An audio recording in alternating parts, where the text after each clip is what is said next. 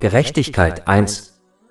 In einem Hadith, der in Sahih Muslim Nummer 4721 zu finden ist, wies der heilige Prophet Muhammad, Friede und Segen seien auf ihm, darauf hin, dass diejenigen, die gerecht gehandelt haben, am Tag des jüngsten Gerichts auf Thronen aus Licht in der Nähe von Allah, dem Erhabenen, sitzen werden.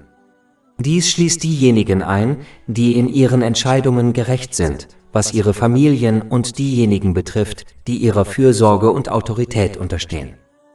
Es ist wichtig, dass Muslime bei allen Gelegenheiten immer gerecht handeln. Man muss Allah, dem Erhabenen, Gerechtigkeit erweisen, indem man seine Gebote befolgt, seine Verbote missachtet und dem Schicksal gemäß den Überlieferungen des heiligen Propheten Muhammad, Friede und Segen seien auf ihm, mit Geduld entgegentritt. Sie müssen alle Segnungen, die ihnen gewährt wurden, gemäß den Lehren des Islam auf die richtige Weise nutzen. Dazu gehört, dass sie ihrem eigenen Körper und Geist gegenüber gerecht sind, indem sie ihre Rechte auf Nahrung und Ruhe erfüllen und jedes Körperteil gemäß seinem wahren Zweck nutzen.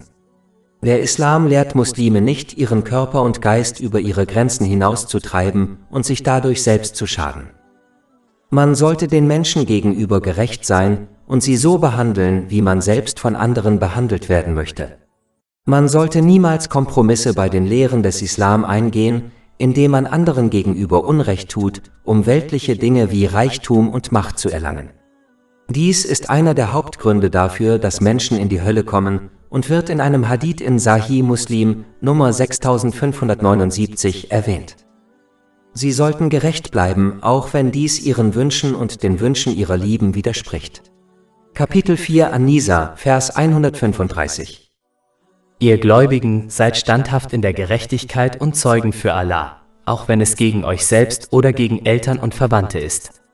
Ob jemand reich oder arm ist, Allah ist beiden mehr würdig. Folgt also nicht eurer Neigung, sonst seid ihr ungerecht. Man muss seinen Angehörigen gegenüber gerecht sein, indem man ihre Rechte und Bedürfnisse gemäß den Lehren des Islam erfüllt. Dies wird in einem Hadith empfohlen, der in Sunan Abu Dawud Nummer 2928 zu finden ist.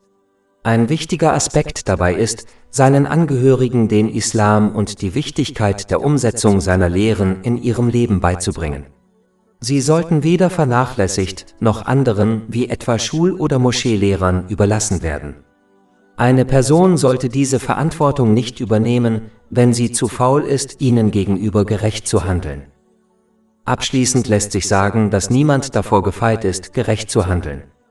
Das Mindeste ist, gerecht gegenüber Allah, dem Erhabenen, und sich selbst zu handeln. Gerechtigkeit 2.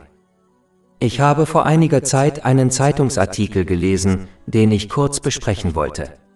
Darin wurde über ein Staatsoberhaupt berichtet, das seine Macht missbrauchte, indem es korrupten Menschen Immunität gewährte. Einer der Hauptgründe, warum die Gesellschaft scheinbar abdriftet, ist, dass die Menschen aufgehört haben, gerecht zu handeln.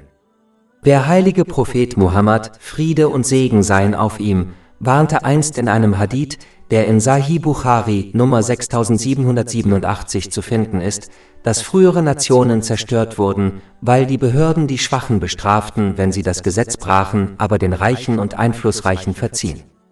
Der heilige Prophet Muhammad, Friede und Segen seien auf ihm, als Staatsoberhaupt, erklärte in diesem Hadith sogar, dass er seine eigene Tochter, wenn sie ein Verbrechen begehen würde, mit der vollen gesetzlichen Strafe belegen würde.